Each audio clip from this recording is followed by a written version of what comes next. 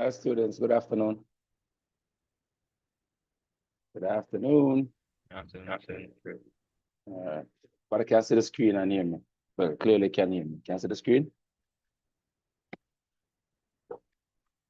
Can you all see the screen?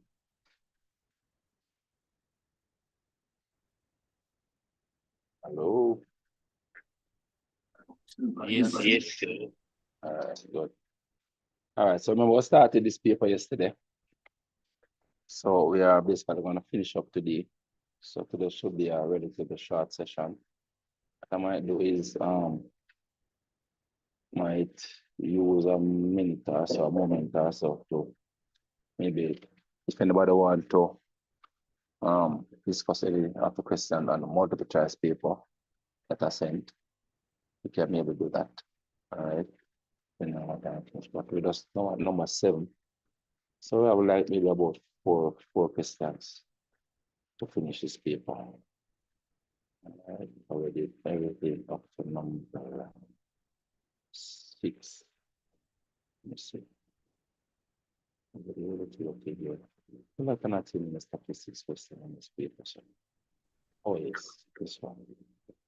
The legal question is still. All right. So you're gonna find that a number of questions that we have on the papers doing would have done them before. At some point in practice, I would have sent them to you. That's what the revision process is, because I want you all to get familiar, our level of familiarity with the questions, such that you see a question, it feels familiar, you look like you do it already. You might not remember it exactly, but it doesn't look strange, and that's what you want to happen even when you go in the exam room. A lot of the questions are going to come back similar to questions that we are seeing, especially in past papers. All right. All right. So this question is a pattern question. We just did it the other day, but no problem. We'll do it again. More maths equals better maths. All right. So this tells us that the sequence of designs is made using black and white discs. It says the first 3 designs in the sequence are shown below. So it's supposed to look at this sequence of patterns and to figure out what the next design will be for figure 4 or design 4. That always is the case with these questions. They give you a 3 or 4 to start, and then based on your observation, you see what the next shape would be. All right. So in the matter of looking how they went from this one to this, and they would have gone now from this one to this in a similar way. All right. I don't know what you see, but what I see is that there are 2 black dots here, and then 3, and then 4. So the next shape, I'm going to expect 5 black dots. And then now, after there are 5 black dots, and we can do that then, since we know that there are 2, then 3, then 4. Then the next is going to have some black dots, 5. You can actually build it up like that in stages. So let's say we're starting it here. So you're gonna have a black dot. I'm going to actually use a black ink on this device. But you could just draw a dot and shade it with your pen or pencil. All right, so let me start here. All right, so a black dot shaded. 1, 2, 3, 4, 5. To do the next one. You're following that pattern. And then there's always a white dot on top. I'm gonna put an odd shaded dot on top. And then you observe, I don't have to observe it in the same sequence that I do. And then now I'm noticing again on the horizontal that there are now 2 on the base, then 3, then 4. And so we're gonna need 5 down here. So I'm just gonna go back and put 5 dots here now.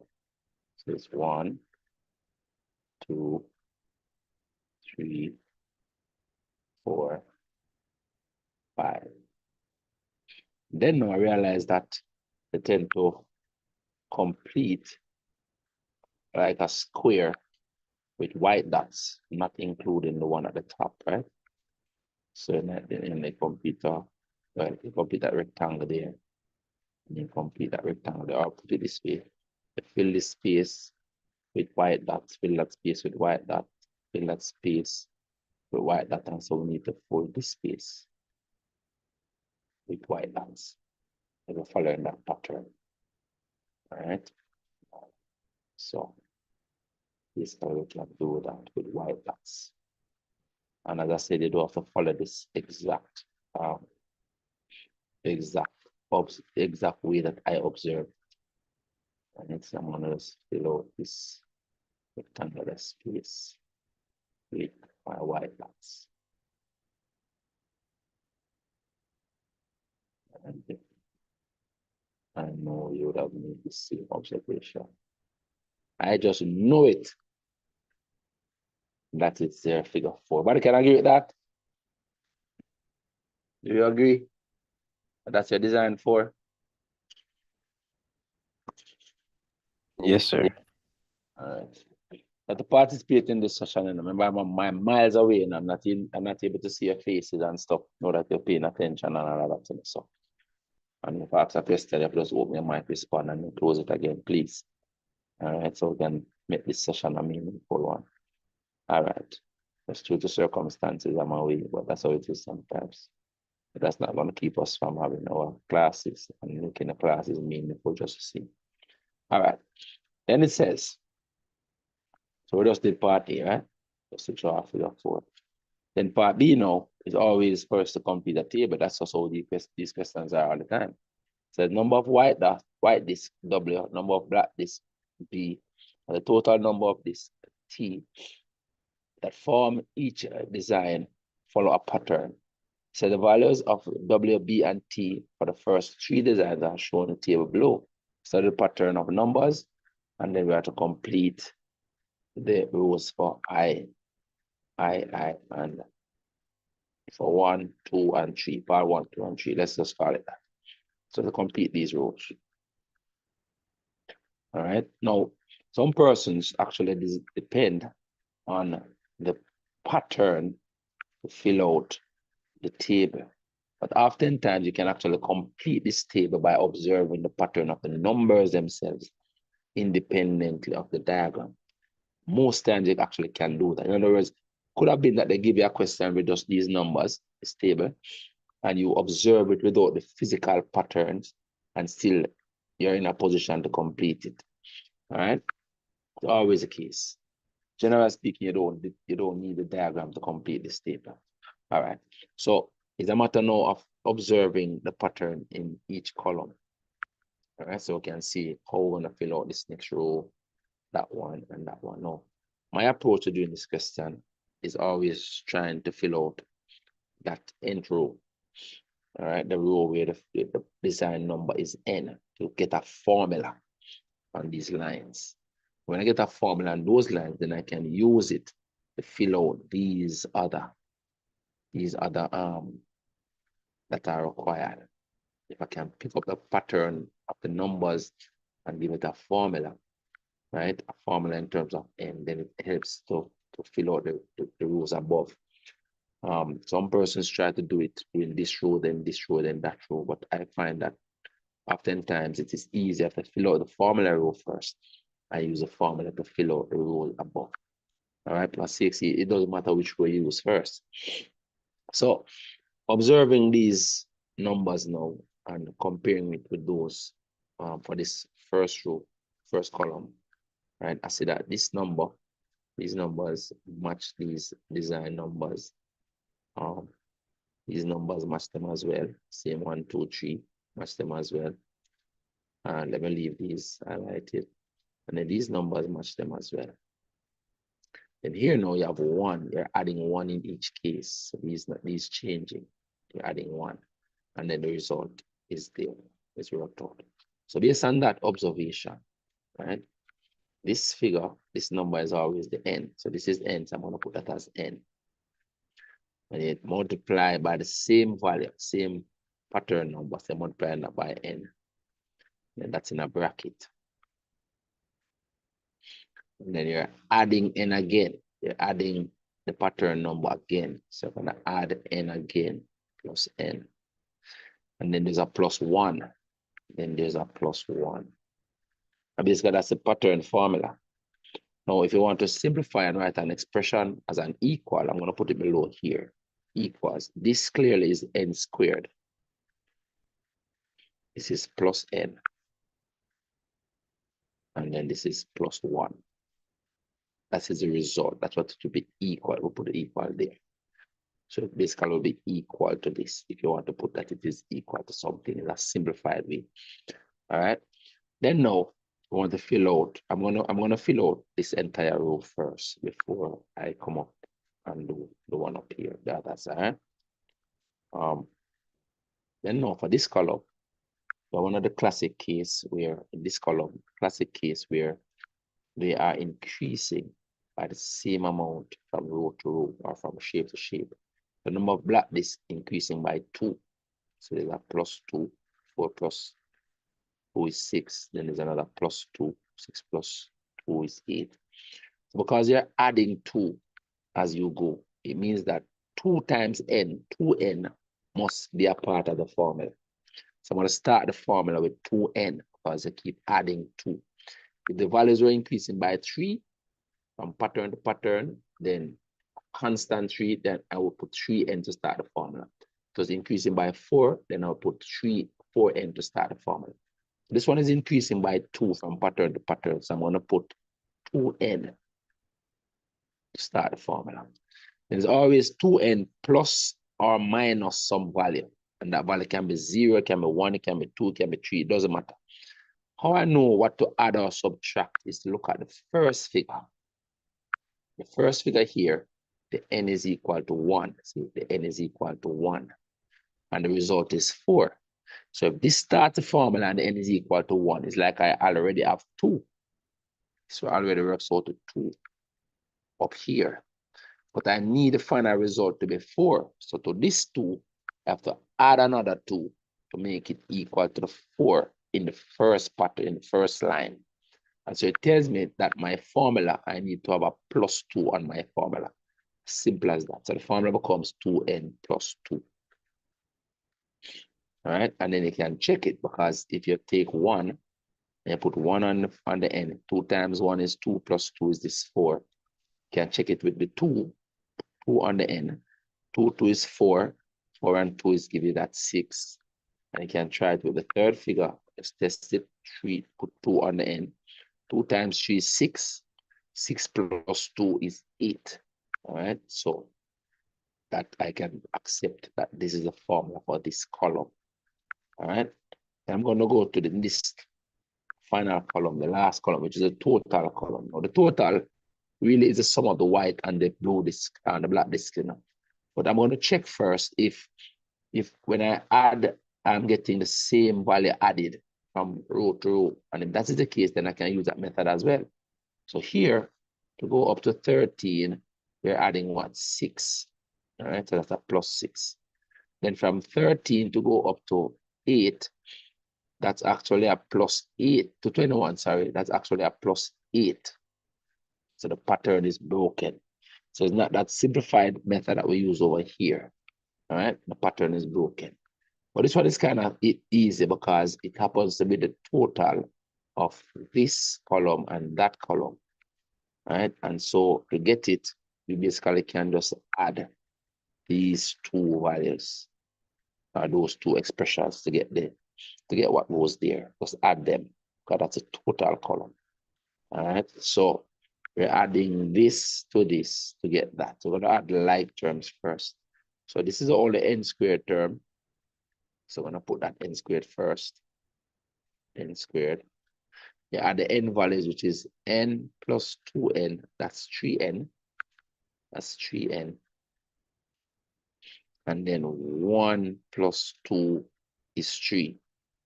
And this is 3. And you can kind of check if this formula works, right? We can check if this formula works by taking the 1 and drop it on this formula. Put 1 on it, it's going to become 1 squared plus 3 times 1 is 3 plus another 3. That's going to be equal to 7. So, okay, it works for 1. Let's see if it works for 2, for n equals 2. So if we try n equals 2, just to make sure, n equals 2, it's going to become 2 squared plus 3 times 2 plus 3. Now, this 2 squared is 4, and this is 6, and then this is 3 plus 3, and that add up to 13, right? And we can see that here, that is 13. And I'm sure if you continue, it's going to be correct. So you can trust that this is the correct formula for this column, all right? That is it. I'm taking my time with this example, guys, because I just, I think some persons missed the class when I did it. So that's want to make sure that, we did it before. And after we did it before, I actually made a mistake by thinking this was a +6 right through, which it was not. So we have to be careful, all right? We have to be careful. All right, so we're ready to complete these rows now. So in this line, this row, the n is equal to 9, right? So we're going to put the 9 here for the n, 9 here again for the n, 9 here again for the n. Then it's always a +1, so that's a +1. And we just need to work out what this add to and put that value there. Now this 9 is 81, and 81 plus 9 plus 1, that's 81 plus 10 really. It becomes 91. So this row works out to be 91. All right. And then here now, we can take this 9 and put it on this formula. Another way we could get this line is to remember that this plus that. Let me put it another way. This plus this is equal to this. So we could get this line, this figure here, by doing 111 minus 91. That's one way to do it. Again, we could take this 9, drop it on the formula. 2 9s, 18. 18 and 2 is 20. Right? So this is 20 right here. And you can double check it. The 91 plus the 20 equals the 111. So you can accept that answer as correct. And then now we come to this line where we don't know the figure number, but you can actually see the figure number right here. Remember, that is a figure number. And that value there. And so we're going to put the 20 right here as the figure number, 20. And then now to get this line, we're going to take the 20, or that cell, we're going to take the 20 and drop it on the formula right here. We're going to get 2 times 20 is 40. 40 plus 2 is 42. So this becomes 42. And then to get this last figure, we can add these two values and get to what? 4, that's 421 plus 42. Add them and get 463 right here by adding them. But then we can also get it, sorry, by taking the 20 and dropping it on this formula down here. Sorry, so I'm getting the 463 and I add those two. I'm going to just double check if that calculation is correct by dropping the 20 down here. So if I drop the 20 down here, I'm going to get 20 squared plus 3 times 20 plus 3. That's 400 plus 60 plus 3, 463. All right, so that's two ways we can get that figure.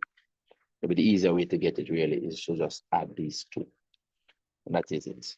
That is your table completed. Everybody good with that? Yes, sir. Yes, sir. I know that took far more time than I needed to, but I just wanted to explain for us to get a sort of a culture of how we approach these questions, all right? And we have to be figuring out a different way each time. As most of the questions are set up where they're adding, like how this column is, where you're adding the same number of values as you go. Most of the questions set up like that.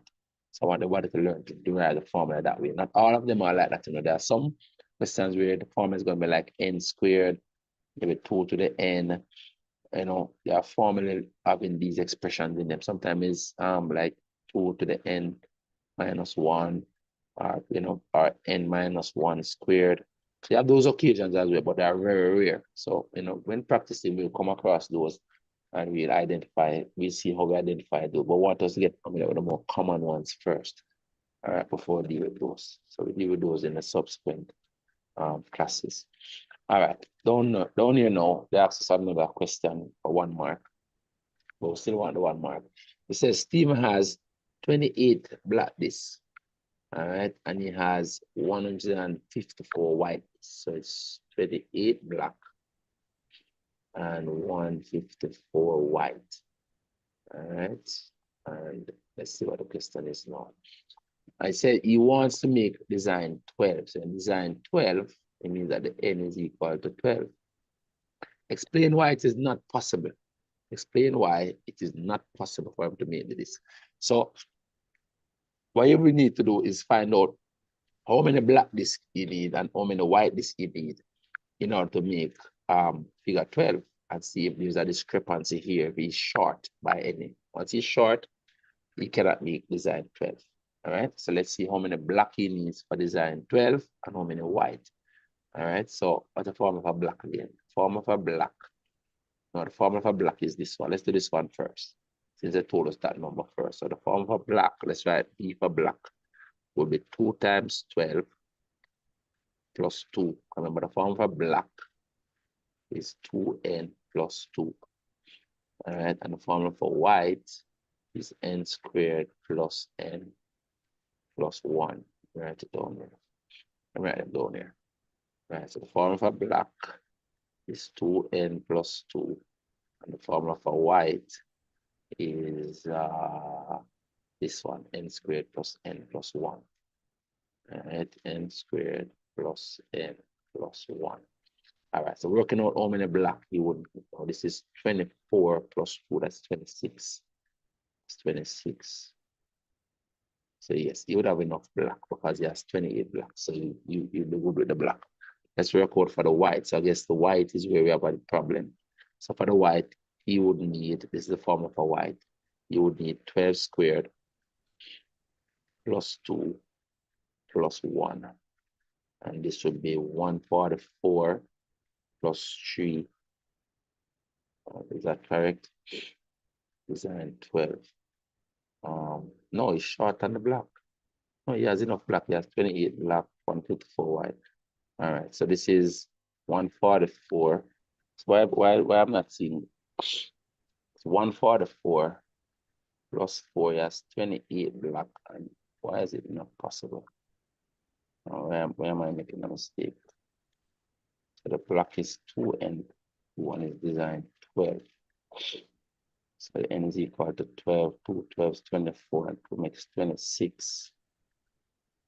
All right, and he has 28. And then he's only 26. Okay. He has 154 white. This is 144 plus 3, that's 147. 147. He has, what is possible to make it with this? Why am I making a mistake? What am I doing wrong? He has 28 black.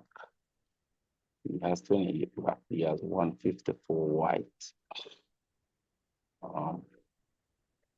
I'm making a mistake somewhere here. Here is n squared plus n plus 1, n squared.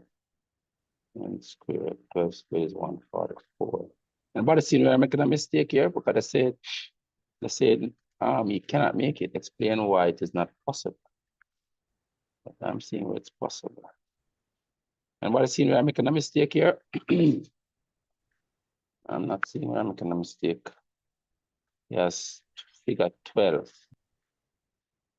Figure 12. Sir, what about the white formula? Formula for the white is Did I write the white formula? But this is the white formula. The number of white. This is it, n squared plus n plus 1. That's 12, n squared plus n plus 1. So that's what I'm working out here. N squared is 12. Design 12. Design 12, n equals 12. Design 12. Design 12 this is design 1, design 2. The design 12, n equals 12. So it's 12 squared, 144 plus, oh, I mean, that's the mistake. All right, that's it.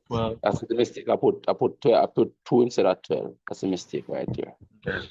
I put 2 instead of 12. All right, that's a mistake.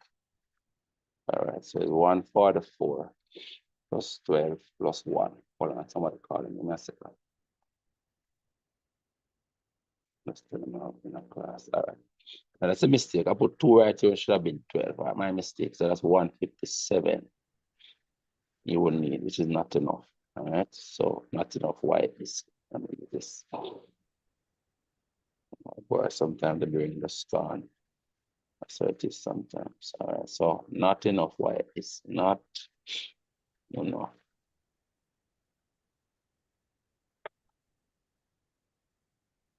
white.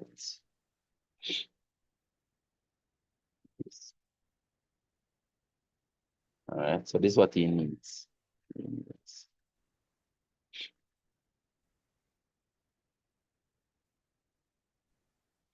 All right, guys. Sorry about that. The brain just went off a little bit a while ago. All right, so he needs 157 white, which only has 154. All right, and I made a mistake by putting 2 right here instead of 12. Simple as that. All right, that is it. That is it. All right, next question. Next question says we have to complete this table for this function. All right, that's a quadratic function. One thing to remember about a quadratic function is that the values are symmetrical. All right, and especially because these x values are going up by the same interval, then there is a line of symmetry.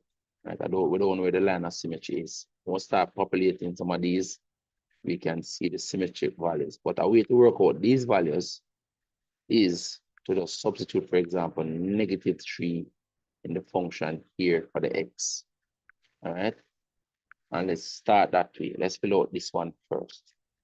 All right. I'm going to put in this one first. So x equal -3, the y become -3 squared. So notice that this negative is not squaring. Very important. This negative is not squaring. All right. And then you're adding -3 plus 7. This works out to -9 minus 3 plus 7. That works out to -5. That's -12 plus 7 is -5. So this figure here is -5. And then once I have that enough, because I have a -5 out here, I think I'm good to for filling out the rest of the values. But remember now the values are symmetrical. So from -5 coming in back this way, coming in back that way, to a line of symmetry somewhere in the middle, the value is going to be the same. All right, but the values are symmetrical outwards from the middle, or you can say inwards from out towards the middle, towards the line of symmetry. So since this value over here, -5 matches -5, and then when I go towards the middle, I'm coming to 1. It means that when I go towards the middle or the line of symmetry, I'm coming to 1. So this is going to be a 1. I'm going to write them in red and calculate them and show you. All right. Then now, if I look at this, from 1, I go to 5. So it means that from this, I'm going to go to 5 here as well. All right. And then on this end, from 5, I'm going to 7. So it means that from this 5, I'm going to 7 right here as well. So those are the values using the symmetric nature. It means that my line of symmetry is right on this line. My values are symmetrical about this. This here now represents the symmetry of the function in terms of the values. All right. So this line of symmetry is on the point where the x value is now is the average of those two, right in between 0 and 1, which is 0.5. So my axis of symmetry is x equals 0.5, halfway between the 0 and the 1.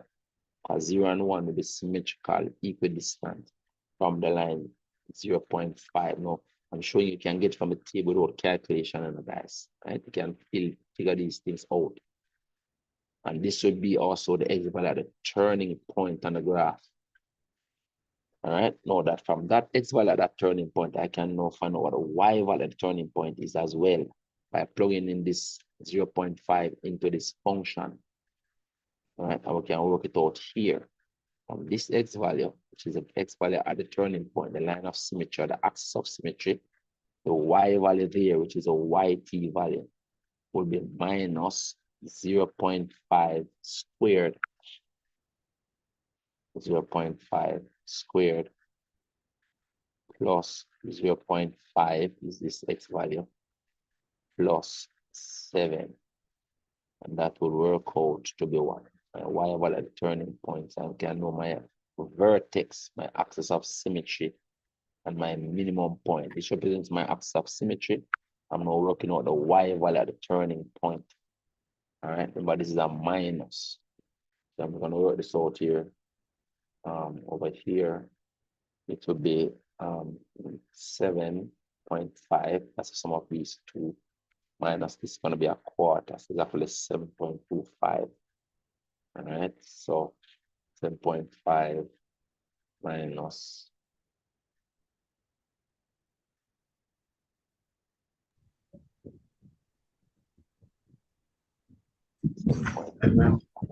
7.5. 7.25, right? That's correct, right? So my turning point actually will have these values. So my xt, yt values. Here, xt, yt. These are some stuff that you can know before you even start to do the question. Just from the table. We have to learn to do these things this way. This should be 0.5 and 7.25. Remember that that's going to also be a maximum turning point. Always have one with a maximum. But the square term is negative. The graph is going to have a round shape. You can deduce all those things by just looking at those values in the table. All right. Now we can actually calculate these other values using the same expression there for the function. But I'm showing you, I'm just going to calculate to prove that it is true. Right down here, not to say that that's why I wanted to do it, because I could use the symmetric nature of the function and get the values as I just did. Practice it. All right, so I'm going to put in for x equals -1. I'm going to show that the calculation is also going to give us a -5. The y is going to be minus -1 squared plus -1 plus 7. That's going to work out. This becomes -1, but this negative is not squaring. So -1, that's a -1 again, plus 7. So it's 7 minus 2 is 5. That will be 5. Same 5 that I have right here. Then this one is 7. Right? It will be x equals 1. X equals 1. It will be y equals, and x equals 1, y be equal to -1 squared. Remember that this minus is not squaring, guys, very important. Plus 1 plus 7. That will work out to be 7, because this becomes -1 plus 1. Why put each other and receive it as 7? So this works out to be 7, 7 that I'm seeing here. Then where x equals 3, if x equals 3, then the y will be -3 squared plus 3 plus 7. Now this is become 10. This should be -9. But the 3 squared is 9. Then -9 is 1. That is the one that I'm seeing here. But notice that I actually got these values after I calculated this one first using the symmetrical nature of the values. You must remember that the positive function is a symmetrical function. The values are symmetrical about a line of symmetry. All right, I'm talking about the y values are symmetrical. We can pick that up once the x values are the same interval from value to value. They're all increasing by 1. All right, these x values are all increasing by 1 from left to right. The y values are going to be symmetrical. By observing the value, we realize that the line of symmetry is right here. I want you to practice it that way so you can get to the question quicker. See, it's only 2 marks in a guys. You calculate these 4 values. So you want to be able to get them quickly. All right. So that is that. And if you know they want us to draw the graph from 0 to 4, which is on the table. It's basically a matter of plotting these points. I want you to plot all those points. All right. Mhm. Yes. For the X turning points, I got 7.75. 10.75. No, Yeah, for the Y turning point. remember that you're subtracting that one. We are subtracting this one. So check it again. This plus this is 7.5. Oh, No, minus 0.5, so 0.25. So you're subtracting this one. Remember, this negative is not squaring.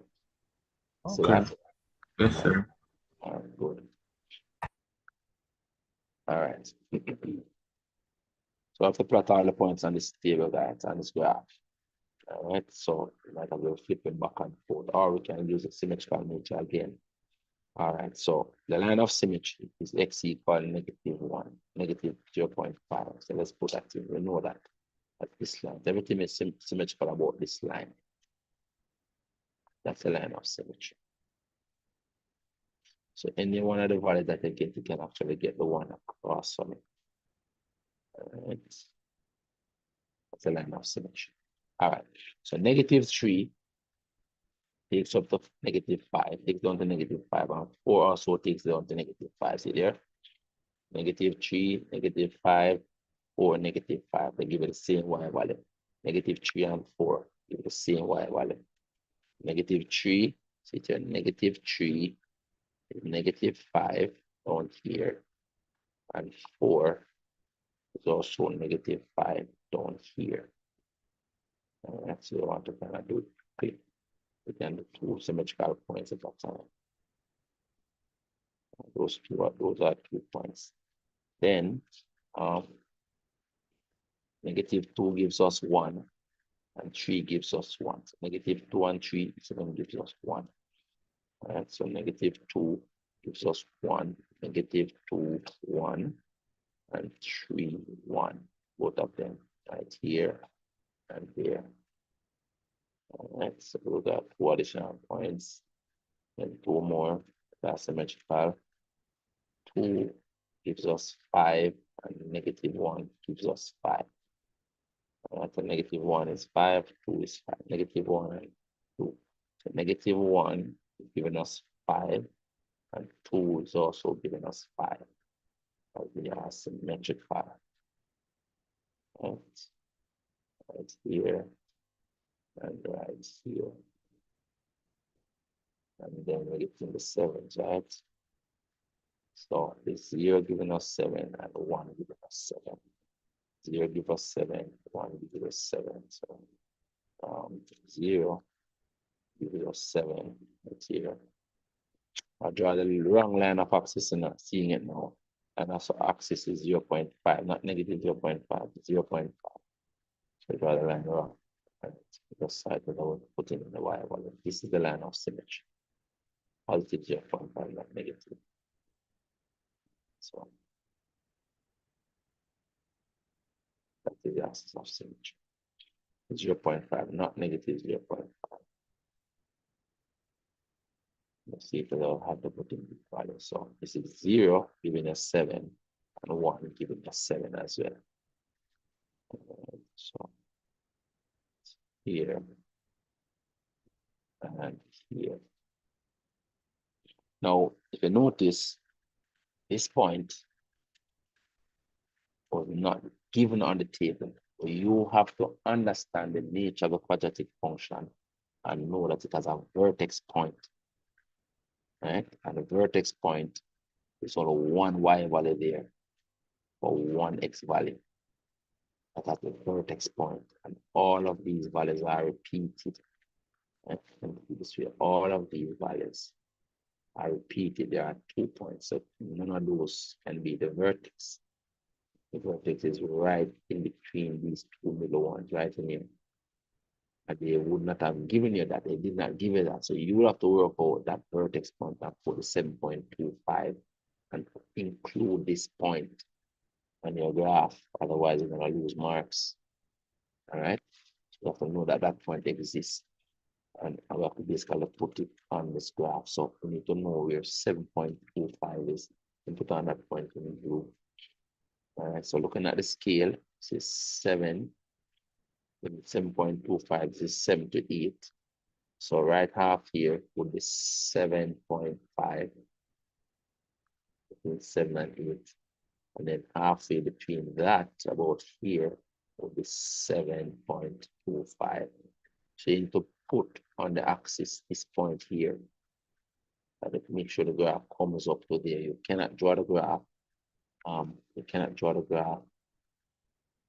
Passing right across here.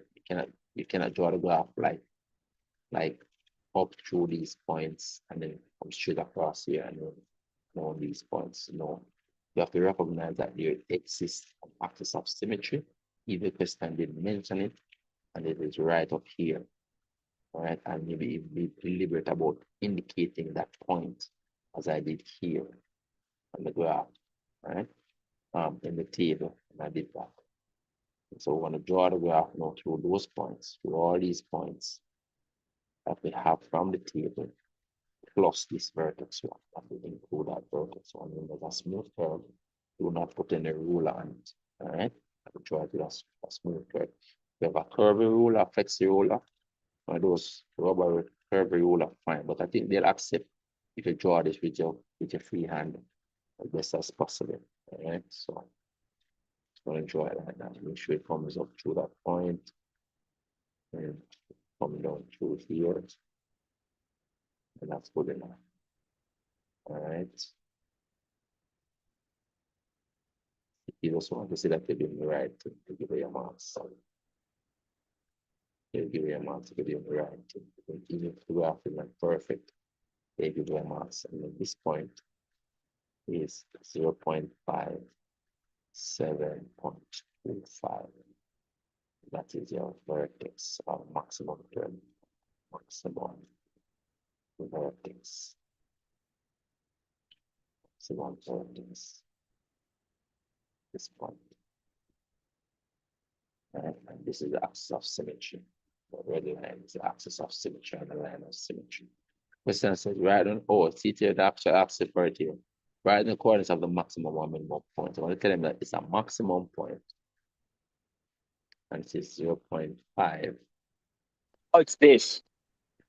7.25. And that is it. Actually, I gave 1 mark for that.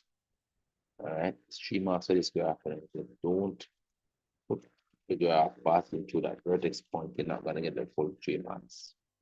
I'm telling you, you're not going to get it.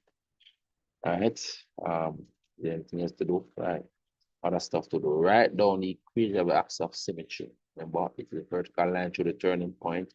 X equals x by the turning point, and so it's x equals the xt value, which is x equals whatever the x value is at the turning point. That's what the axis of symmetry is. That's x equals 0.5. We could put x equals half. All right, that is it. Somebody go with that? Are you Yes, okay sir. with that? All right. This part now says use your graph. The calculator wants to use your graph to find a solution for this equation. Remember, when you solve the quadratic equation, you're finding the roots. The roots are the points of the graph across the x-axis. So x equals.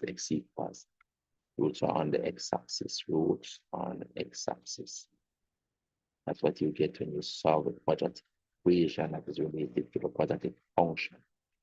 All right, so you're going to go on the graph, start and try to estimate these roots with a different color. That's here, this point, and this point. Those are your roots.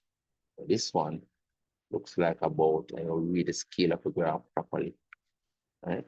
You read the scale, don't start reading with the scale. So between here and here are 10 lines. Right? So each of those little lines is 0.1, 0.1, 0.2, 0.3, 0.4, 0.5, and so on. And this looks like about negative 2.2.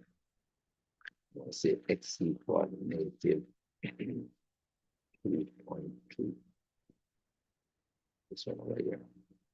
And I'm leaving this on my graph now for the example to see where I got my values from. And this one looks like 3.2. So I'm going to say x equals 3.2. I'm going to use those two. And then you can actually double check it if you have the time if you have good values. I'm sure they're gonna be, it might not be the exact zero. They want to have a close to zero. So it's negative 2.2 and 3.2. That's right. X equals negative 3.2, negative 2.2, and positive 3.2. So to test if these are correct, we're gonna put these values in the function here and see if it works out with zero. If each of them work out to be zero. I'm gonna speed them in the screen. Show you. We're just kind of checking if those are good values. I'm sure they are good values, right? That's what the graph. It's what the graph gave you. So let's put them in and see.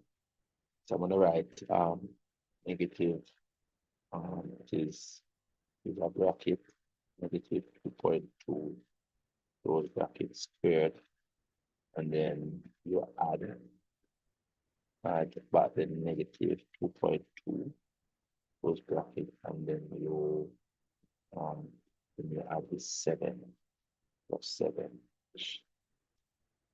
So I'm getting negative 0.04, which is almost zero. So I can accept that value, not the exact value, but what I get. I want to change this in, to 3.2. So if you give me a value close to zero as well, change this in the x values in the calculation 3.2. I'm getting the same negative 0.04. It's approximately zero. So you can't, from your graph, but for instance, I use a graph in the guys. So you cannot go calculating. You have to show what I did on the graph up here. Show these 2 points and show that you use a graph. And if you give those 2 values, believe me, you get the marks. You will get the marks. All right, you get the 2 marks. All right.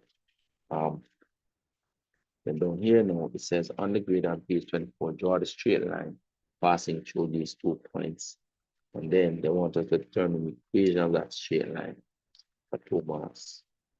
Determine the equation of this line in the form. So I want us to draw this now. This clearly is a y-axis intercept 0, 8. So you have the C value already. So C equals 8. What you need though is the M. The M is y over run. And we have the points on the graph. You can actually count it off, or you want to calculate from those. So negative 3, negative 1, and 0, 8. Let's put them on. Negative 3, negative 1, and 0, 8. Let's put that one in there.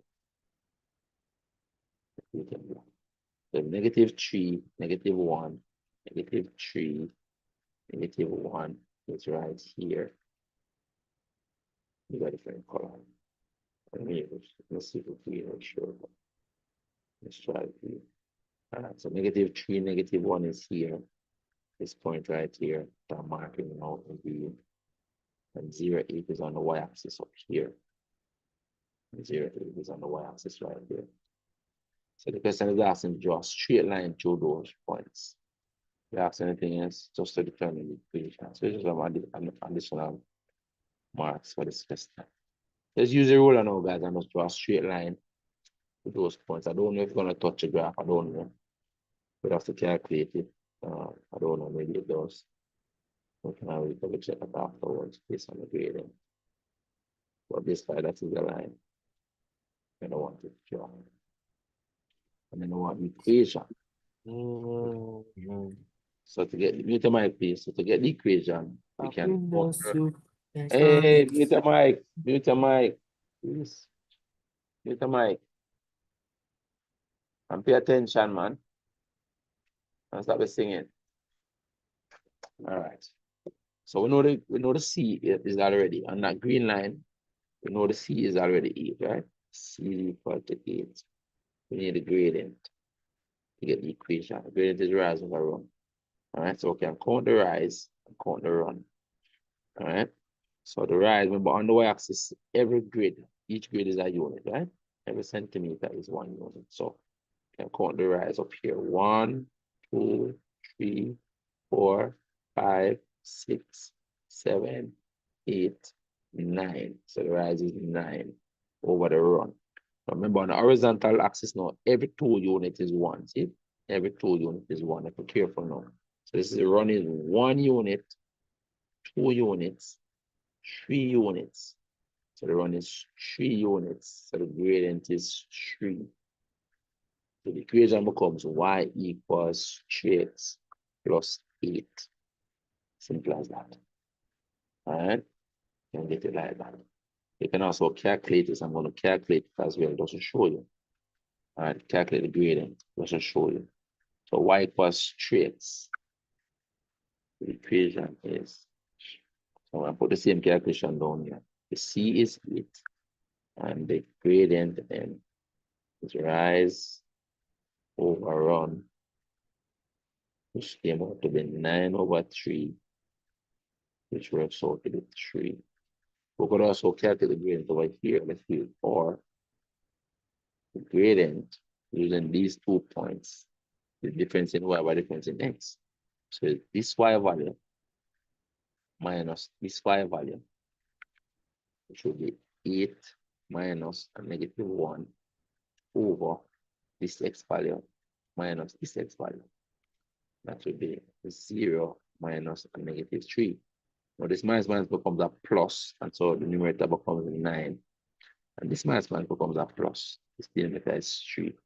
This will get the same 9/3. Then we just count off, right? Now from that the equation, y equals mx plus c. So we can write the answer down here. Answer is y equals 3x plus y value, y-axis intercept of 8. And that's the equation of that line right there. That is it. But okay with that? Very good. Yes, sir. Yes, sir. But if we never do it, I'm gonna go and do it. All right. Yes, sir. We do it over. Very important. Business time now. Exam time. All right. Let's continue. Okay. So we'll come to our circuit theory question right here.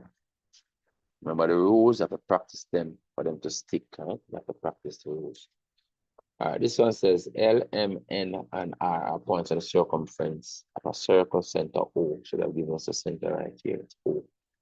But they give you the center, center is supposed to be thinking about the center rule. Angle at center is twice the angle at circumference, right?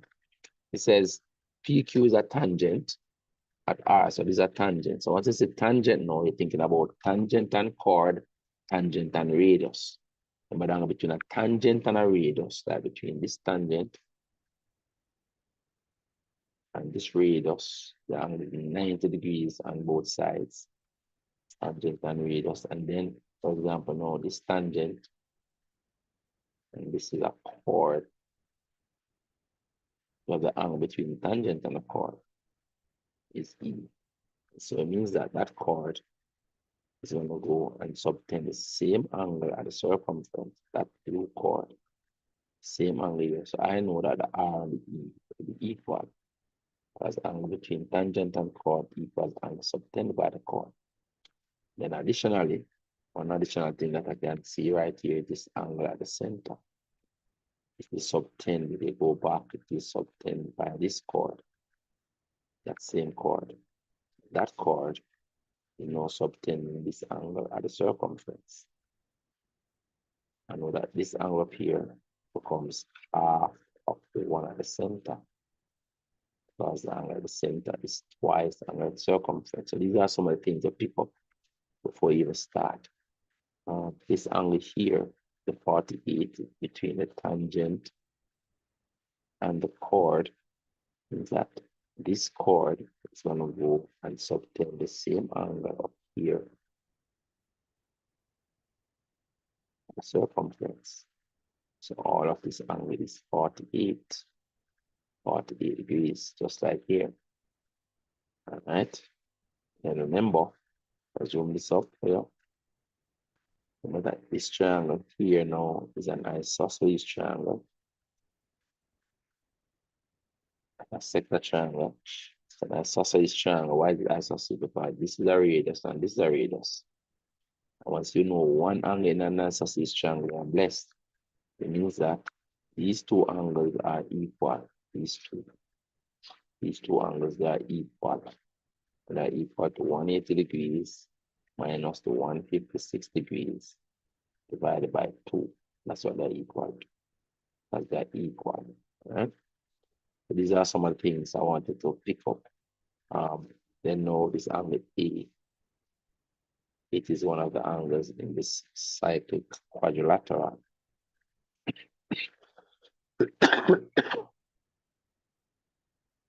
Right? And it is opposite to this angle over here in the cyclic quadrilateral. So those two angles are up to 180 degrees. Opposite angles in a cyclic quadrilateral are supplementary. All right. So what would this angle be? That angle will be 180 minus the sum of these two. This and this. Why is that? Because total angle on the straight line over that point must be 180 degrees. All right. So it means then this angle here, the E, plus the angle inside here that I just talk about, plus 48, they all add up to 180 degrees. So these are some things that you can see before we even start with the question. I'm not telling you that you're gonna start looking for them before you start, but you have to learn how to identify those things. But let's see what question I want us to do. All right? That's what I want us to do. It says, find the value of each of the following angles, giving reasons for each of your answers, and you must show all working where appropriate. Right? So the first angle I want us to tell them is R, right here. All right, so, all right, let's say the answer for R, and you don't readily see how you're going to find R. What is the approach? Remember, an angle is subtended either by a chord or by an arc. And if I can't see how to get that angle right off the bat, you trace back along the lines forming the angle. Trace backwards until you reach the circumference of the circle.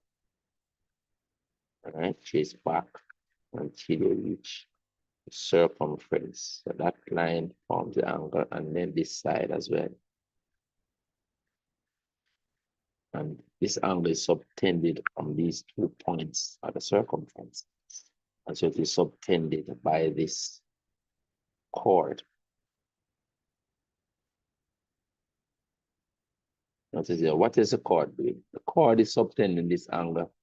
It's making an angle with the tangent out there, yes, but I don't know this angle. But what else is it doing? The chord right here is subtending this 150 degrees at the center, 156 degrees at the center. I will know the center rule. Angle at center is twice the angle at circumference. It means that the one at the center here is 2 times the one at circumference. The 156 is 2 times this. Or put another way, the one up here becomes half of the 156 degrees. That's the center rule. But the one at the center is twice the one at circumference. But go do that. But okay with that? Sure. Yes, sir. 28. Yes, sir. Beautiful. So I'm gonna say this angle is equal to half of 156 degrees, which works out to be 78 degrees. 78 degrees, right? 156, 78, right? 8 degrees. And then the reason is gonna be that angle at center is twice angle at circumference. See, the reason. Let's see that. Angle at center is twice angle at circumference.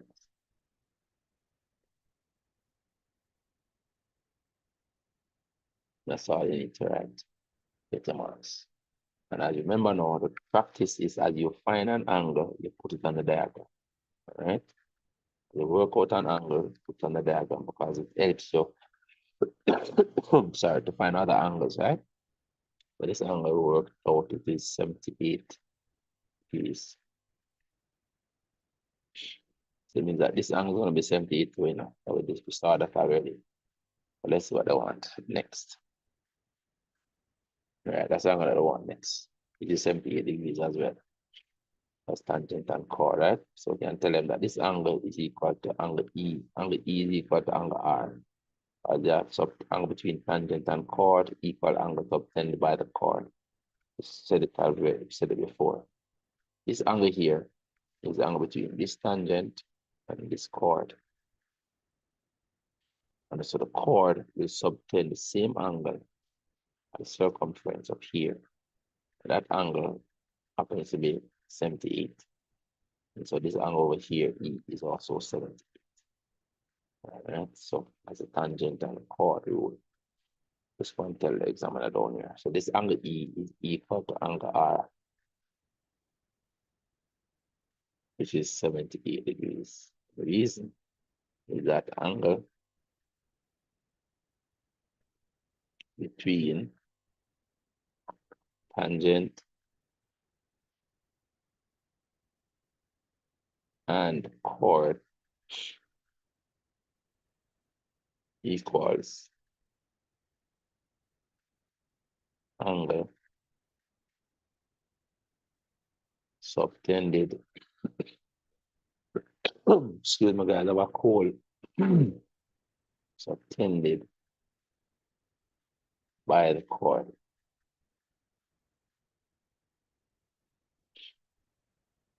And some person might add in the alternate segment of a circle and stuff like that. I feel like, know that if you write this, just this, they give it the marks. And so that's another reason why this rule is also called alternate segment rule. All right, hold on a second, guys. Hold on 1 sec.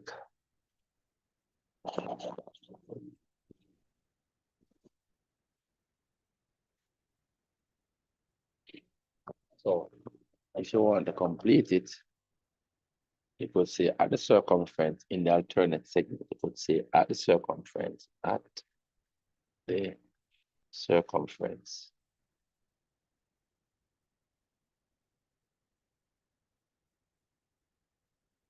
In the alternate segment. In the alternate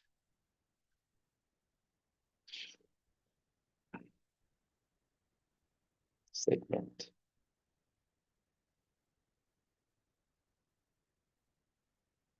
So you could say that as well.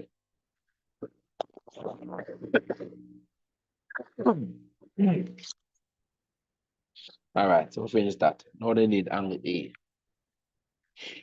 Now they need angle A. So this angle over here is 78. Let's put it back. This angle here is 78 degrees. 78 degrees. Now they need us to tell them this angle. But I said this angle is opposite to this one in that cyclic quadrilateral. We just mentioned it a while ago. This cyclic quadrilateral, angle A is one of the angles in this cyclic quadrilateral, and this quadrilateral is cyclic. Of the 4 vertices of it are on the circumference. Opposite angles are supplementary, so these two are up to 180 degrees. All right, so if you can find this one, then we'll do 180 and we'll get that one. All right, it's going to be the sum of these two, you know. I know it's going to be the sum of those two. But let's show the work in here. So, firstly, what is this angle? This angle is 180 minus these two. Because of total angle on a straight line. And you can actually show some of the work here. And then just answer this part on the next side. So let me show this side in purple. All right, red. So this angle here becomes 180 degrees minus the sum of these two. 78 and 48 degrees. I'll work that out. What do I get? Let's work it up over here. It's 180 minus 78 and minus 48. That's 54. That's 54 degrees. Okay, this angle now is 54 degrees. And this angle over here that we want, over here, angle A becomes 180 degrees minus this 54 degrees. Which really gives back the sum of these two. And it really gives back the sum of those two, which is 126. That's A. All right. Now You have to tell them why we did this. Over here, the reason over here is that total angle on a straight line is 180. That's what we use in this one, right? Total angle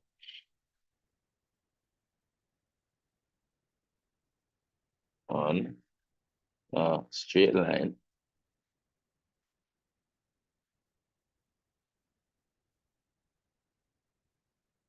is 180 degrees.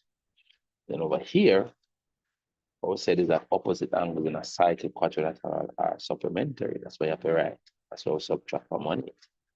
But here it is opposite. Remember, you have to put the word opposite, guys. You have to put the word opposite for the cyclic quadrilateral rule. Opposite.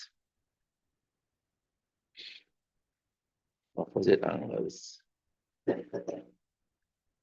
in a cyclic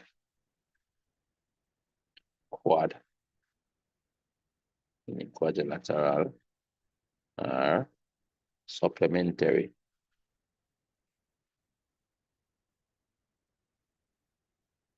Supplementary, remember, it means that they add to 180 degrees. So in the space provided, this is what I would maybe write and leave this on my screen as a part of my answer. So maybe just copy this one down.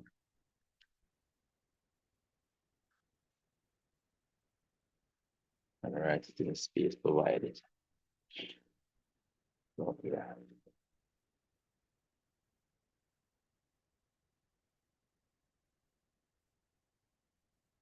Right, well, that's it. But okay. Very good. Yes, sir. Yes, sir. Beautiful.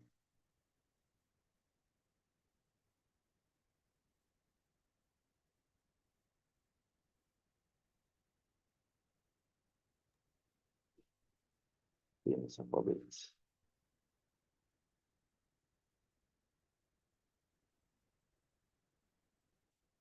All right, that's it. Anything else on this question? Nope. Now come to a bearings question. All right, let's look at this one. It said the diagram below shows triangular field LMP on horizontal ground. All right, and they're giving us the north direction here. It says calculate the value of angle MLP. So in that case where they give you three sides on a triangle that is not a right angle triangle, and you have to use cosine rule to find the angle that I want. No, angle MLP is the angle at L. That's this one right here. Let's call that angle, I don't want to call it theta. No, let's call it phi, like this. Right here, so can I reference it, right? Let's call it that. Reference. So we're going to use cosine rule. Now, when using the cosine rule, now remember, cosine rule starts out like Pythagoras' theorem. Starts out as if this side across, as if this was a 90, and this side across from it was the hypotenuse, and then these will be the other two sides in the triangle. So that you start out as if you treated this as an hypotenuse. All right. So when I say using cosine rule, or just cosine rule, just say cosine rule. That's enough. Cosine rule to find the phi that we want. Start like Pythagoras' theorem, guys. So this side squared, if we do Pythagoras' theorem, it will be the hypotenuse squared, 180 squared, equals these two sides, some of those two sides squared. That's 120 squared and 150 squared. I put in degrees. 120 squared and 150 squared. That's how it would start out if it was just a right angle triangle. But it's not a right angle triangle, so you have to subtract a p. Where you subtract twice the product of these two sides, 120 and 150, and then you do the cosine of the angle between them, which is that phi angle that we call phi. Don't know as a matter of transposing to make this a subject. And you have to say they don't get a lot of space. You don't have time to be writing a lot of lines. So you have to practice how to just, do the one transposition, for example, and get that. If you think about the steps in it, you'll see it. So think about it this way. All of this is going to come over this side and become positive. Then this is going to come on this side and subtract negative. And then after this, expression is on the right side and positive. Going to divide by this. Going to divide by this. It's going to be divided under. All right. And then now you're going to take the inverse cos. But let me do it step by step for you. All right. So basically what I'm saying is that this is going to stay where it is. 120 squared plus the 150 squared. It's going to stay where it is. It's not moving. It stays on the right side. But this now is going to come over here and subtract. You have minus 180 squared. Then all of this is going to be over on the right side. Let me just write it now for you. So it's going to be 2 times 120 times 150 times the cosine of phi. Now you see, if I was to basically do another line of transposition, the space done. So I'm telling you, you have to practice how to do these things efficiently. All right. And not be writing a whole lot of steps. Come with practice. You can look at it and just transpose quick and fast. Right? So what's going to happen now is that all of this is going to come under here. I'm just going to write it here because I don't have a space. All right? Or I can basically move it under, so I'm going to divide it under here. All of this thing. We're going to be divided under here. And then now to find the pi, you're going to take the cos to the minus 1 of this expression. So I'm going to shift this away again. So shift this away like that. And then I'm going to take the cos to the minus 1 over here. But I'm taking the inverse cos. I put minus 1 on it of that whole thing. And that's how you get phi as a subject. And I put this in the calculator one time. So you don't have a lot of space to do all a number of lines, too many lines of calculation. You just don't. That's just how these things go. So you have to be efficient with your work. I tell you that all the time in the class. You don't have a lot of space to work. That small amount of space they give you. So you have to use all the space efficiently. So we can transpose minimum force is a lot easier. All right, so I'm going to do that expression in the calculator. Cos to the minus 1 of a fraction. On the numerator of 120 squared plus 150 squared minus 180 squared. And then I'm dividing that. So I'm coming under here by 2 times 120 times 150. And that's another reason why you need to get the textbook display calculators like this one. So you can put in those values exactly as it appears or exactly as you have it. You put them in the calculator. All right, and that comes out to be 82.8. When you give your answers that are not exact, give them correct. The 3 significant figures. That's a standard. In fact, angles in degrees, they give it to 1 decimal place when the answer is not exact. So this one falling into both categories. 3 significant figures, 1 decimal place. So it's 82.8 degrees is that angle. Everybody okay with that? Everybody understand the transposition? Everybody all right? Yes, sir. Yes, sir. All right, so we're going to practice it, right? So the angle there is 82.8 degrees. I like to put everything I find on the diagram. So I'm going to put in my 82.8 degrees, right? 82.8.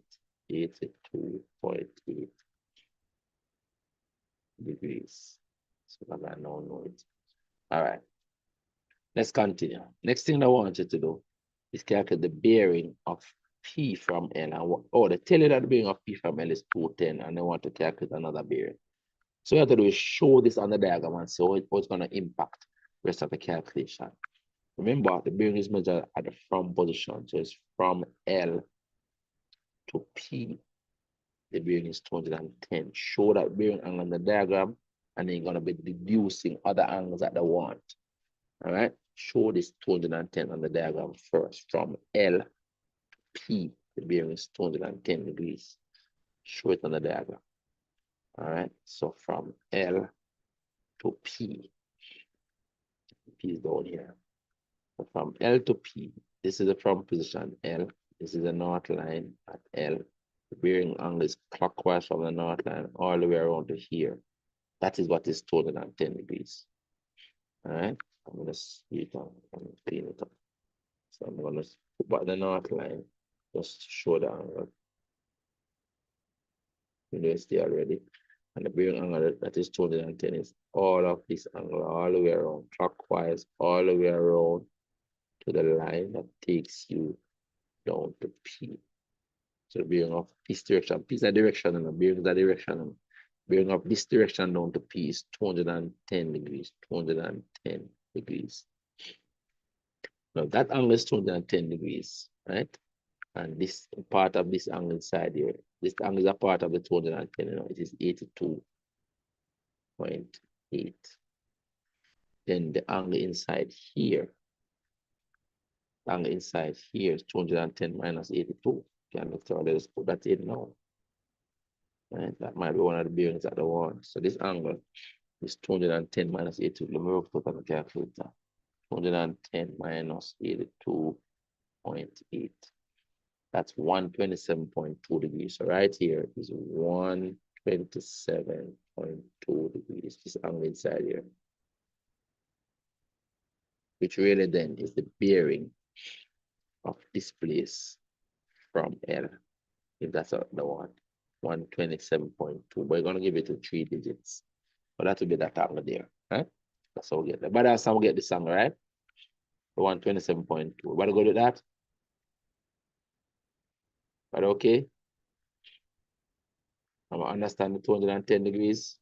If I show the diagram here. Yes, sir. All right, good. So come down here and show that bearing angle, and now they want the bearing from L to M. And same angle that I just calculated a while ago. From L to M. That purple angle is what I want.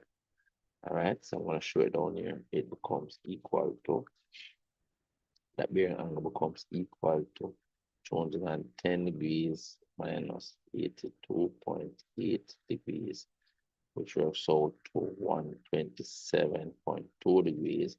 I want to give it to 3 digits, 127 degrees. That's it. So that's it. 127 degrees. Give it to 3 digits. What is the one?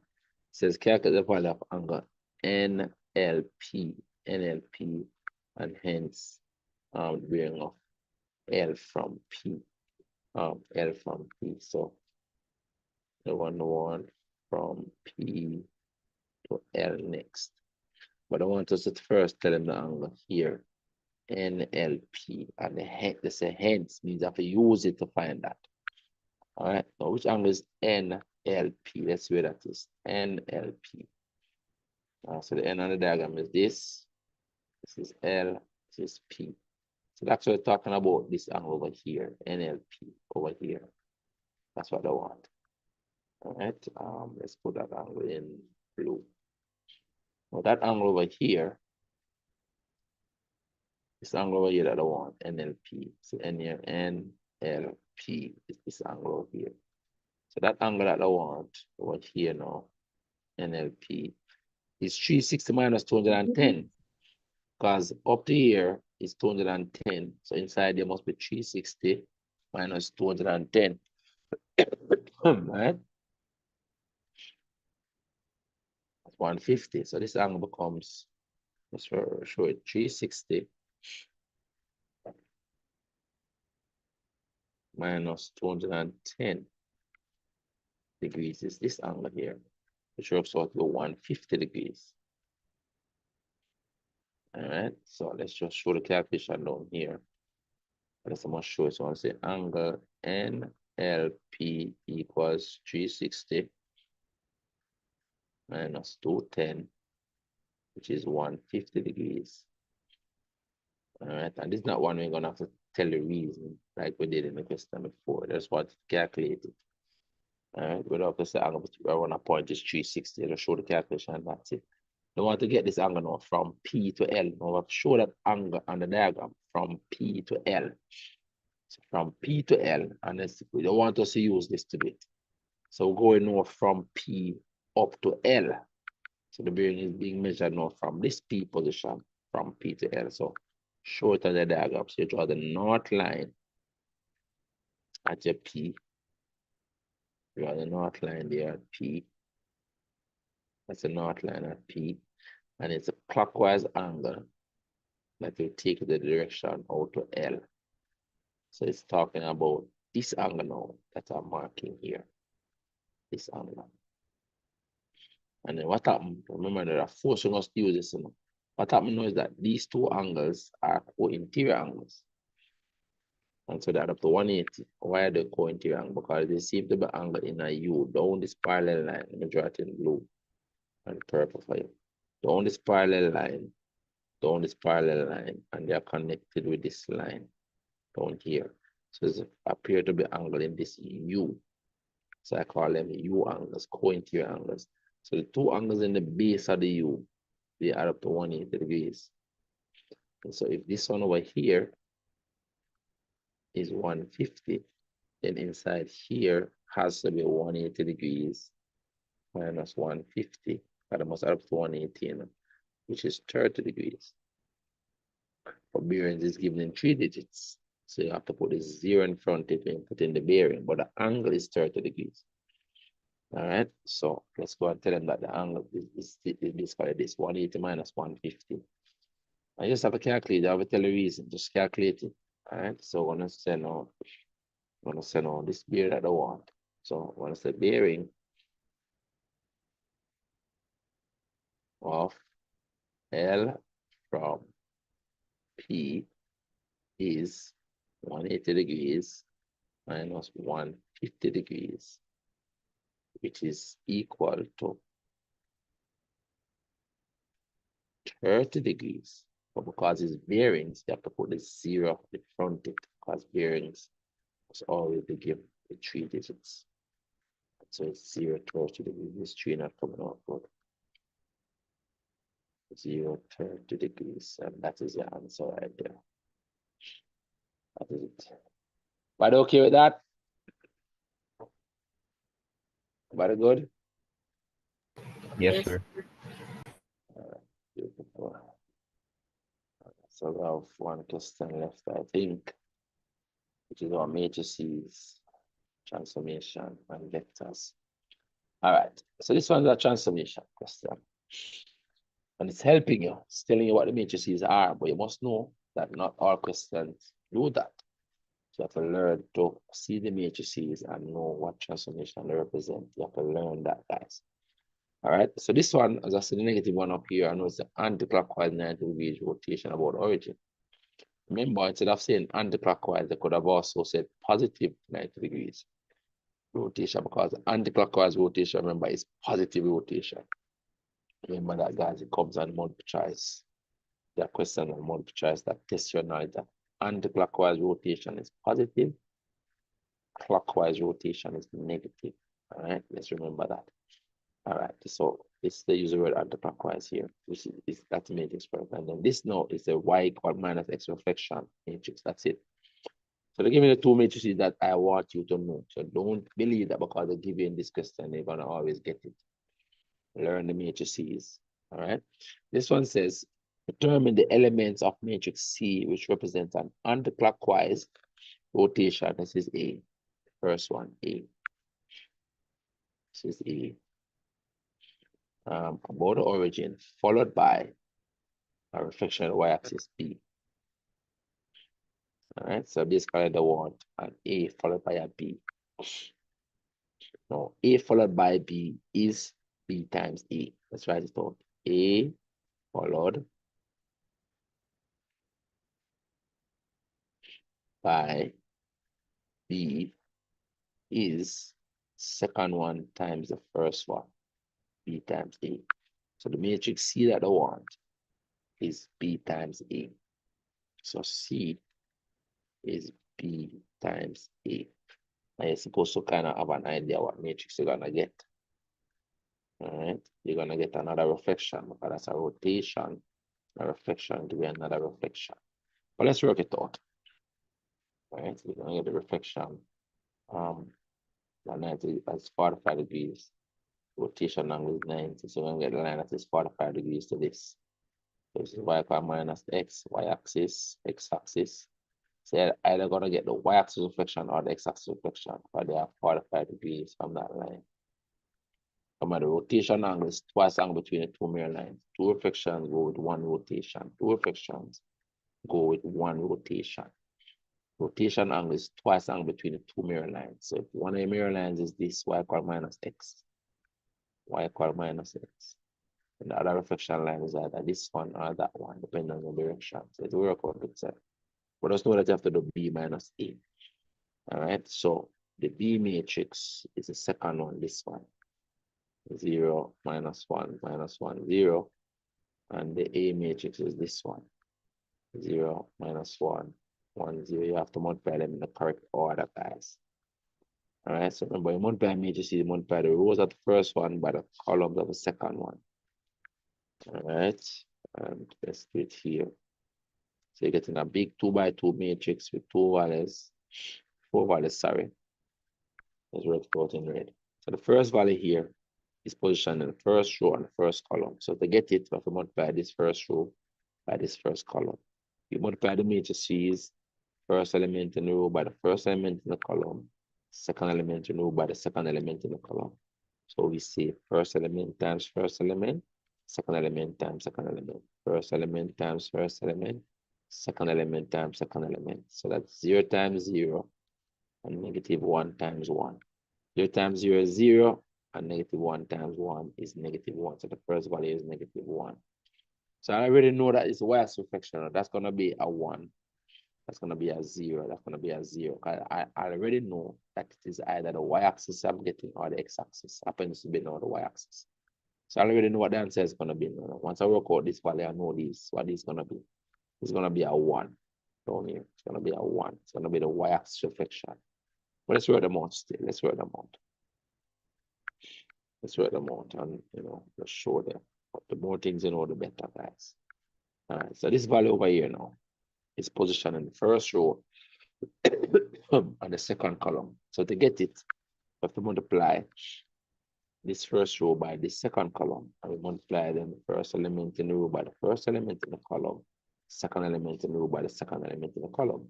So it's 0 times negative 1 and negative 1 times 0. So everything works out to be 0. So as confirmed, this value is 0. Then this value down here now is positioned in the second row, first column. So to get it, to multiply this second row by this first column. So again, it's first element times first element, second element times second element.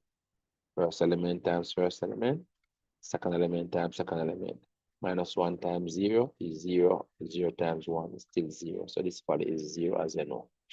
And this one is going to be 1. Let's prove it. This value is positioned in the second row, second column. So to get it, to multiply the second row here by the second column there. So it's first element in the row by the first element in the column, second element in the row by the second element in the column. So it is negative 1 times negative 1 is a positive 1, and 0 times 0 is 0. So we get that negative 1 times negative 1 is the positive 1. That's a matrix that we get. And here now, they're asking us to describe the matrix. So you see, you still have to know them because they tell you these two, I tell you what they are, But now they're asking me to tell them what that one is on site. On site, they want to tell them what that one is. That's a y-axis reflection matrix. The more things you know, the better. So describe geometrically same transformation matrix C. A reflection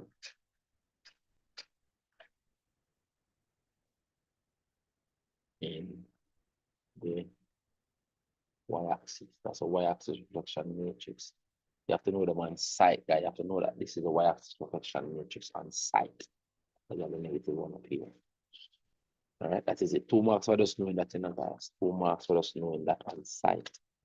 2 marks is a lot on the exam. If you notice, these questions they don't go more than 3 marks on average, It's usually 1, 2, or 3 marks. So 2 marks is a lot. That 3 marks for this one requires a lot of work. If you look at the mark scheme, there's not a lot of marks for the questions, right? 2 marks, 2 marks, 2 marks. So you see 2 marks is a lot for a question on this paper, right? 1, 2, or 3 marks mostly. You get it. You really get a question with 3 marks, rarely. Most questions, 1 or 2 marks. So 2 marks is a lot. You want those 2 marks quick and fast. All right, let's go on to the next part. This part says transformation T is defined by this 2 by 2 matrix. All right, it's a transformation. It says T maps this point onto this point. How does it work? It means that when you apply the matrix to this point, it is equal to this point. Let's set it up. So we're basically setting up an equality of matrices situation to solve. What is the determine value of K? Let's set it up. When you apply this matrix to this point, this is how you do it. You multiply the matrix 1, 2, K negative 1 to the point 2, 3, and the result is the matrix for this point 8, 15.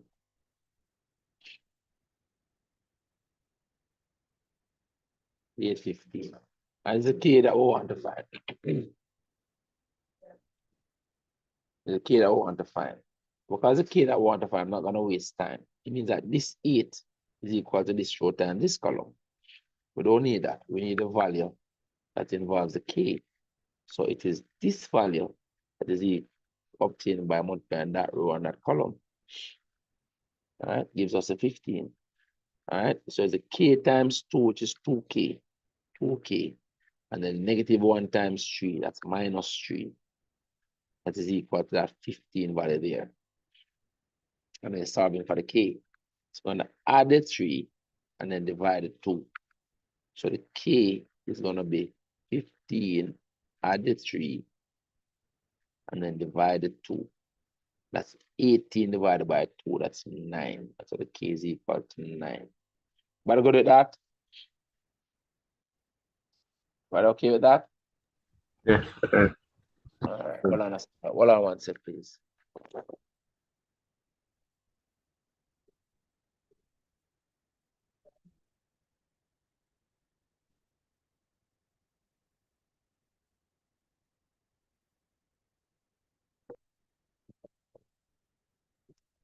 All right, guys, sorry about that. All right, very good, very good. Yes, I said yes already, very good. All right, let's move on. All right, so now we'll come to vectors.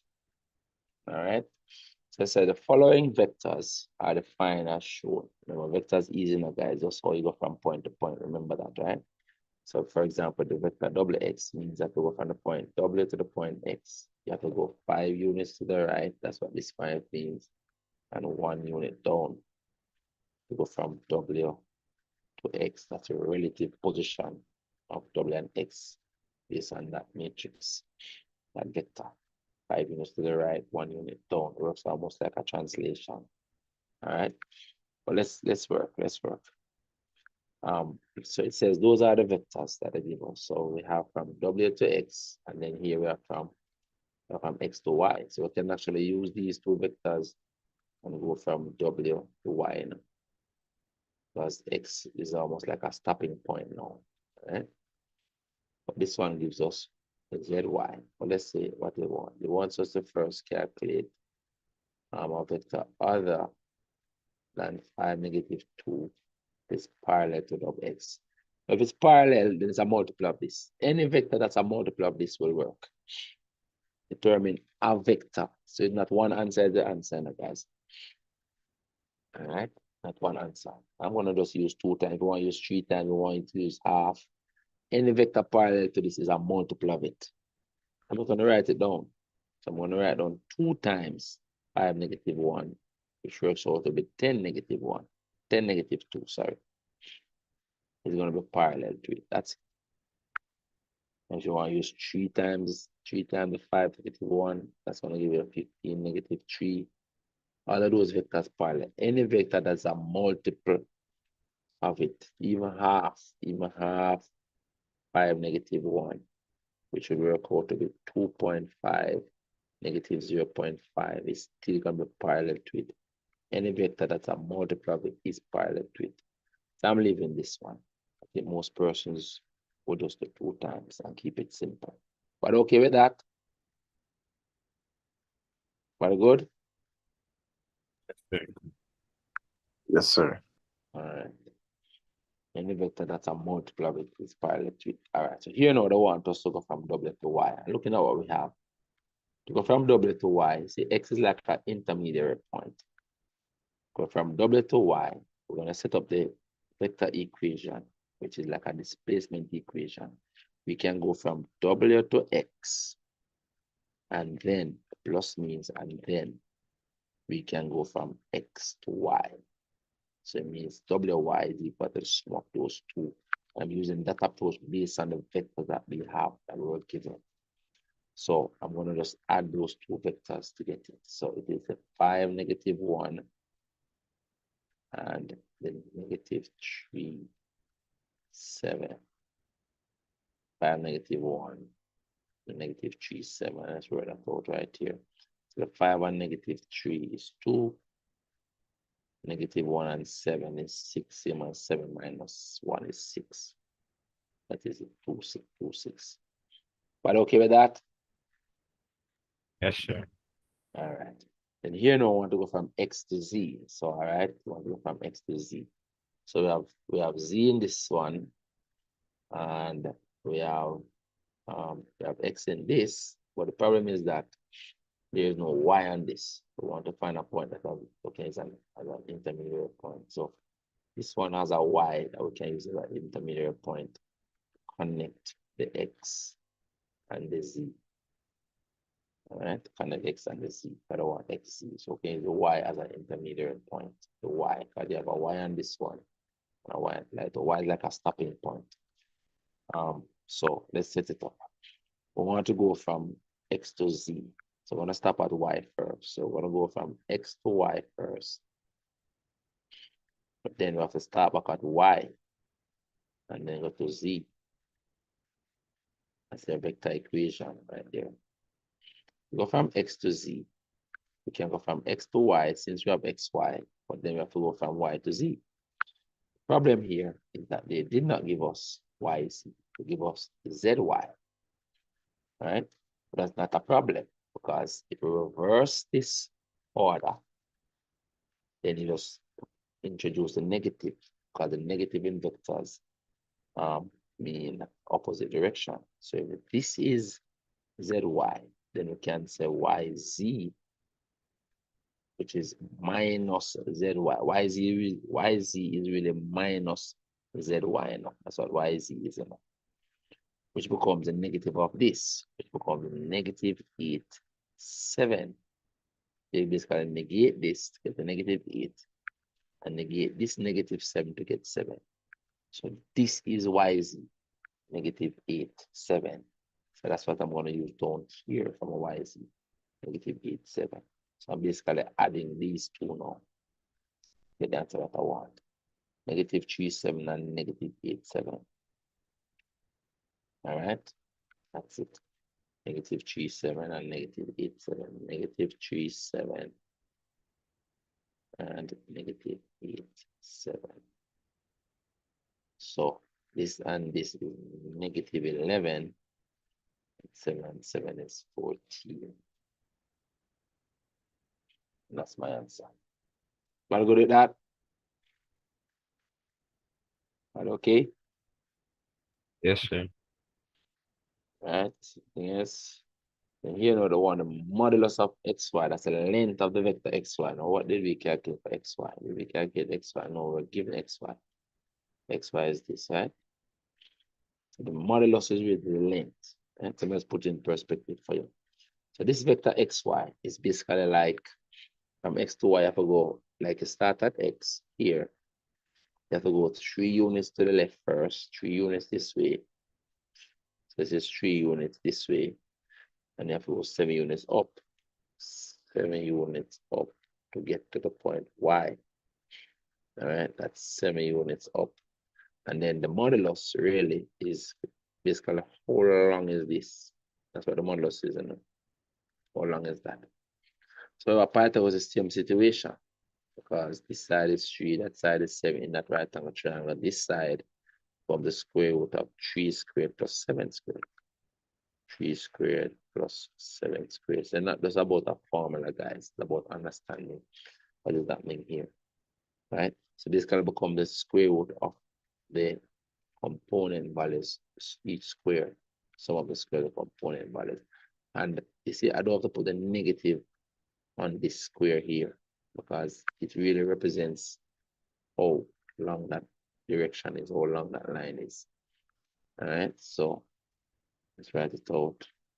The xy vector negative 3, 7. Right, therefore, it's modulus of xy that we want. The length of this vector is going to be the square root of this component squared. I don't put negative on it, and negative 3 squared and positive 3 squared is the same, plus this component squared. And you can actually leave this as the answer. This is 49, 49 plus 9. That is at 58, square root of 58 units. If you leave this, I'm sure they'll give you a mark just the same. All right, so 49 and 9 is 58. Leave this over. That is it. Keep it done. But okay, very good. End of this test. Very good. Yes, sir. Yes, sir. Any question I didn't get, guys, you have to go and do it. All right. So we finished the paper 2. So it's gonna be more of the same for the next class. I'm gonna send a paper again for you to do. All right. So because I'm away now, I'm not gonna be doing anything new. All right. We do have a lot of new stuff to do anyway. So the class is gonna be just because I'm away.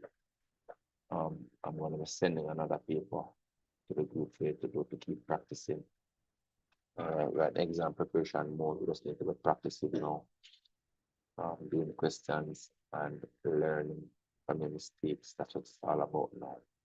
You do the questions, learn from your mistakes. You do them first, I do them, and then you learn from your mistakes. All right, and if you have any question, anything you don't understand, let me know. All right, so the multiple choice that we did, anybody have any question on it that you want to be explained? I did send some answers, some solutions, and also sent a video. Is there any question on that multiple choice paper? Anybody want me to give some additional explanation? Since that one I didn't actually do it with you, I just sent it to you. Any question on that multiple choice paper? If anybody want me to explain anything? No, everybody good? Everybody all right? Yes, sir. All right, all right, Sir. no problem. All right, so I'm gonna send another paper right away. So I'm gonna send the video for this class in the group so you can look back at anything you want to do. Remember, your first objective is to redo any question you got wrong or to do any question you did not do. You have to actually start with pen to paper. Watching me do the questions is not enough. It's nowhere near enough. You have to put pen to paper. Mathematics is a doing subject, not a watching sir do the question subject and explain what he's doing subject. You have to put pen to paper to get the understanding yourself and so on. You have to be making progress now at a much faster rate. But the exam is coming closer now. We're in exam preparation mode. All right. So first objective is be honest with yourself. Any question I didn't fully understand, any question I didn't do, you're going to do it, redo it. You have the solution now. I'm going to send the video. All right. And then after that, I'm going to send a paper for you to do now between now and Wednesday. Remember, I also coming to every class that is online, attending every class that is online, So I notice here, I don't see all the students. I'm assuming that maybe they have other classes or what have you. But you're really supposed to be attending every online class. The Wednesday one online, Thursday one online, they are going to be recorded. And so if you're not able to attend, you still have to go and watch the video. So when I send the paper, I'm going to assume that you're attending both classes. Whether you attend the class in person or you attend the class by watching the video afterwards. And you can always send me a message of anything that I did when you were not present that you did not get a chance to ask a question. All right. So when I send the one paper, again, just as not to rush it, I'm gonna allow us to do the paper over 2 days. I'm gonna send a multiple choice paper. I'm gonna send a paper 2 for you to do by Thursday. We'll go by Wednesday, Thursday. So I'm gonna go to the first half of the paper on Wednesday and the second half of the paper on Thursday. That is the plan. That is the plan. If there are any changes in the plan, I'll let you know. As you know, I have a situation dealing with right now, right? So any changes in plan, I'll let you know. But that is the plan for now. And I send the multiple choice, you do it, they send the answers to group, and I send the answers. And if I have videos, I send the videos as well. And anything you don't understand, you let me know. All right, guys, I'm gonna end it now. So see you all on Wednesday and Thursday. Wednesday and Thursday. All right, that is the plan. Gonna change, I'll let you know. All right, everybody. Bye.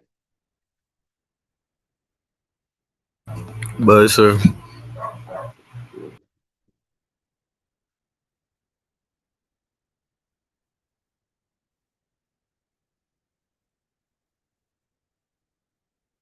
And